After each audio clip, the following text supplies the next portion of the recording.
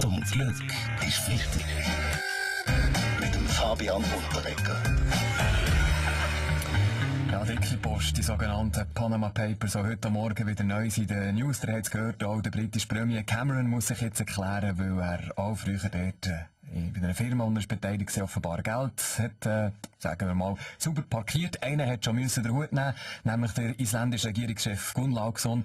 Was kommt noch alles aus? Roger Köppel ist die Weltwoche lang auch dabei bei diesen Recherchen. Absolut. Verstecktes Geld in Panama, dann schaut dort wirklich niemand nach, um was geht's. Die Weltwoche ist im Besitz von ein paar Fotokopien von diesen Panama Papers und weiss, dass auch prominente Spitzenverdiener, ich nenne jetzt mal Klibi und Caroline, Betty Bossi oder auch der Papa Moll in Panama Millionen versteckt und teilweise selber nicht mehr gefunden haben. Oh, jetzt wird's spannend. Weiter. Aufgefallen ist das Geschäft bei diesen Briefkastenfirmen, weil sie in dem Land mit nur 4 Millionen Einwohnern Ende Monat rund 125 Millionen Briefkästen hatten. Das hat auch dazu geführt, dass in Panama rund 200 Pöstler schon wegen einem Burnout pensioniert worden sind. Punkt. Was hat jetzt das alles für Konsequenzen? Es gibt jetzt Stimmen, die fordern, Schweizer Parlamentarier sollen sofort ihre Steuererklärungen offenlegen mit allen Einkünften.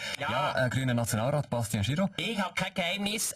Ich verdiene mir 133.000 Franken Lohn als Nationalrat, dazu 500 als Fremdenführer bei der Vogelwarte Sempach. Jeden dritten Freitag im Monat, aber nur bei Vollmond auf von 6 bis 9. Ah, wow, das ist jetzt doch mal irgendetwas, was man... Ja, und dann bin ich noch im Vorstand vom Freien Männerchor, räumlich alles ehrenamtlich.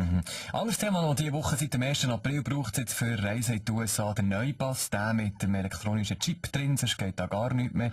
Einmal mehr die Frage, ist der Mensch irgendwann bald das Wesen ohne Ausweisen, hat einfach einen implantierten Chip mit allen Daten dran?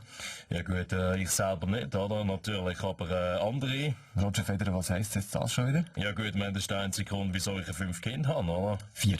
Nach den letzten Hochrechnungen sind es gegen noch 4. Okay, gut, plus minus, ist egal. Eben, ich habe 5 Kinder, alle haben einen Chip. Eins Kind einen Chip mit meinem Ausweis, das andere mit meiner Platinkarte, eins mit meinem US-Pass und eins sogar mit dem Organspenderausweis. Oh, Organspenderausweis. Der Roger Federer, Organspender? Ja gut, ist klar, Toriani, oder? Meine, der Organspenderausweis ist für den Stan, aber er weiss das gar nicht, oder? Das finde ich als cool an diesen Chip. Jetzt im Fußball, im Sport, im Tennis auch, ist so ein Chip etwas Praktisches, oder? Da kann man bei schwierigen Schiedsrichter entscheiden, helfen, ob der Ball noch im Feld ist oder über die Linie gegangen ist. Okay, mein Gott, alte Geschichte. Was heisst alte Geschichte? Tennis-Experte Heinz Günther. Wird wieder aufgekocht. Ja, wir haben das bereits 1979 in Pearl Harbor beim ATP Junior ATP All You Can Drink Tournament testet. Was, im 79 mit dem Chip? Was sind da die Erfahrungen gewesen? Ja gut, ich bin seitdem Fan von diesen Chips, vor allem mit Paprika und einem Schuss Black Pepper. Zum Glück ist wichtig. Alle Folgen auch immer online als Video. srf3.ch